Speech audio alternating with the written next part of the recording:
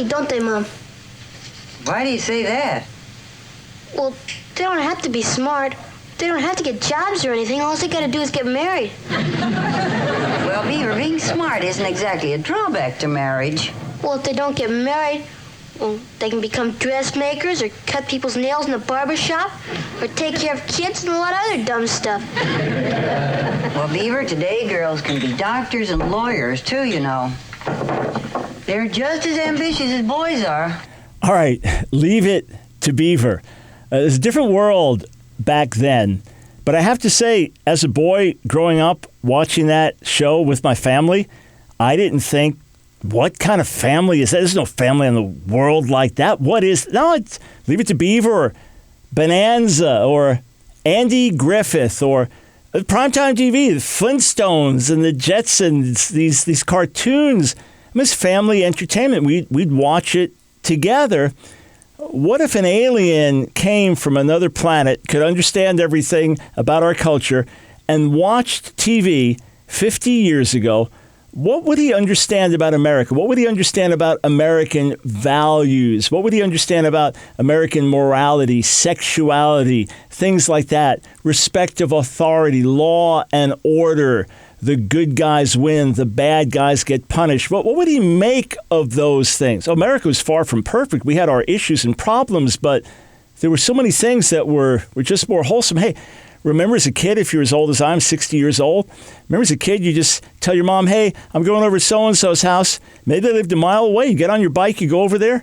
And when you be back, do you need me back for dinner? Okay, I'll be back for dinner, Mom. Or on Saturday, you just be out for hours and hours, and it was safe, and you didn't have to worry about kids getting pulled off the streets the way they are today and things like that. It was a very, very different world, much more innocent, much more wholesome, much higher standards in terms of sexual morality, much more esteem for marriage and the family. And yeah, the stereotypes and all kinds of other things. I understand that. But so much more wholesome, innocent world. Okay, now that same alien comes back to check on America again 50 years later. And this time he watches the Emmy Awards.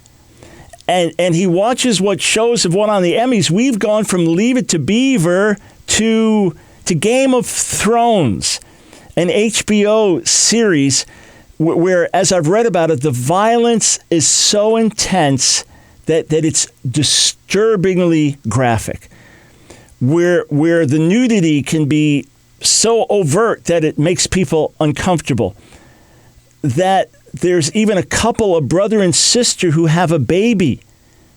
And that's just part of the theme. The adult consensual incest is just part of the theme.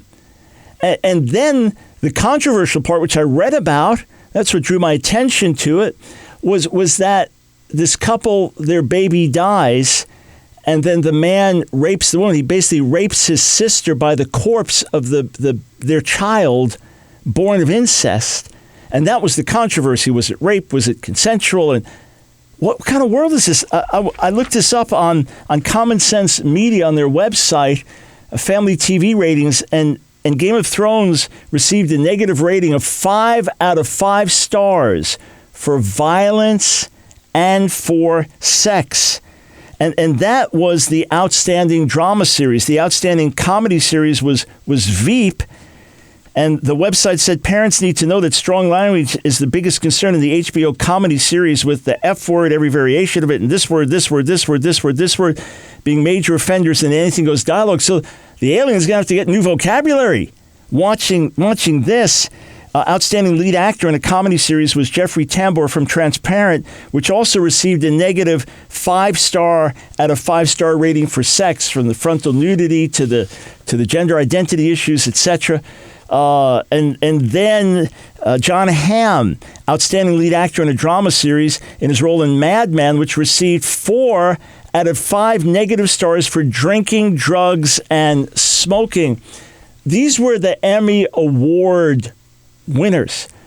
This gives you a picture of the massive contrast in America from 50 years ago until today.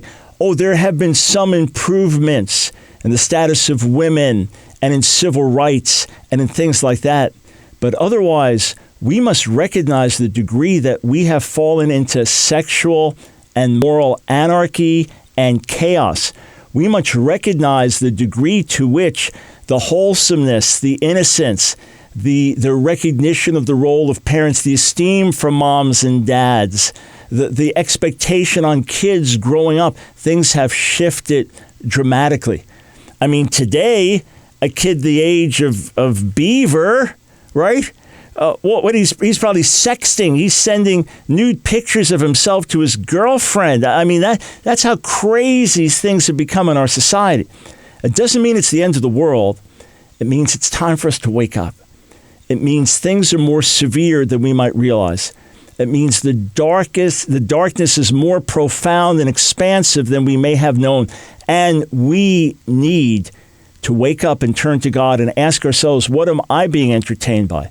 Where are my standards? Has compromise swept in my own life? Things that would have been abominable in the homes of our unsaved grandparents are acceptable in the homes of believers today. And it doesn't mean we take out a hammer and hit a moral hammer over our kid's head. It means that we turn to God in a deeper way and bring our kids into a deeper encounter with God as best as we can and cultivate within them a love for what is good and a hatred for what is bad. And let us not underestimate the pervasive impact of this negative media.